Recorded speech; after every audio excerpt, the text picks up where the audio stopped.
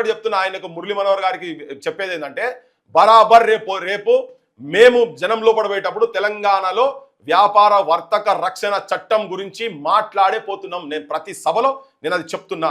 ఆ పంచాయతీ కూడా మార్వాడి పంచాయతీ. ఏం పంచాయతీ అయింది అది? మార్వాడి పంచాయతీ. నీచా జాత్ కా తేరీ మాకి అని తిట్టిండు. ఎటు పోయిరు?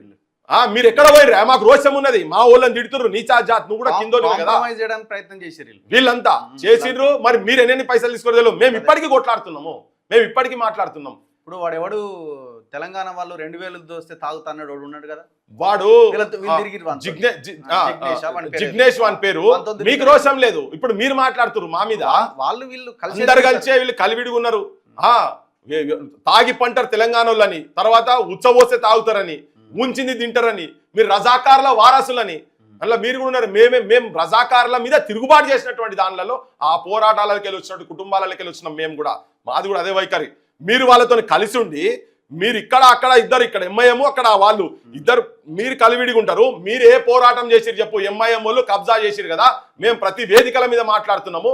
మీ పార్టీ మాకన్నా బలవంతులని కదా, మీరు దేశాన్ని వెళ్తున్నారు కదా. ఎందుకు ఓవైసీ సలావుద్దీన్ ఓవైసీ కొడుకు అసదుద్దీన్ ఓవైసీ కట్టినటువంటి కాలేజీ చెర్లో ఉన్నదని చెప్పి మీరు ఎందుకు కొట్లాడతలేరు? మనల్ని అడుగుతారు, వాళ్ళు మమ్మల్ని అడుగుతారు. మేము పోయినాము, చేసినాము, బయట సమాజం మొత్తం చూసినది. ఇప్పుడు కూడా మాట్లాడుతున్నాం. మీకు దమ్ములు లేక, మీకు చేతగాక మీరు కాంప్రమైజ్ అయ్యి వాళ్ళతోని చేదోడు వాదోడుగా వండుకుంటూ ఇప్పుడు ఆయన ఇన్కమ్ ట్యాక్స్ ఎగ్గొడతలేడా? మొత్తం ఆయన కాలేజీల మీద ఎంక్వైరీ లేరు వీళ్ళు.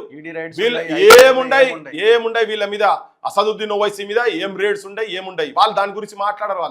వీళ్ళంతా కాంప్రమైజ్ అవుతారు.